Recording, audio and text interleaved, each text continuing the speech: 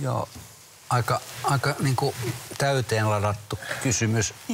Sen aloitan sen takia kertaamalla vähän liikunnan historiaa.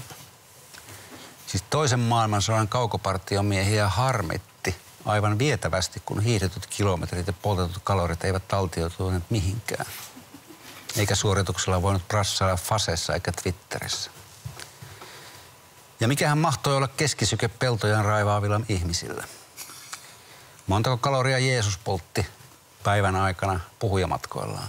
Mikä oli Joosef Stalinin syke hänen päättäessään toisinaan ajattelijoiden kohtalosta? Oliko Nikolai Ceausescun pakastin täynnä hänen itsensä vai kansan keräämiä marjoja? Sitten tulee tämä asiaosio. Luettelona. Aktiivisuusranneke, älykello, älysormus, kalorit, kilometrit, kilot ja grammat, keskisyke, alapaine, ylävitonen, lihaskunto, anaerobinen kunto, maksimisyke, Facebook, CV, Twitter, WhatsApp, Instagram. Elämme saatanallisessa suoritus- ja ilmoituskeskeisessä kulttuurissa. Ensin mitataan ja sitten ilmoitetaan.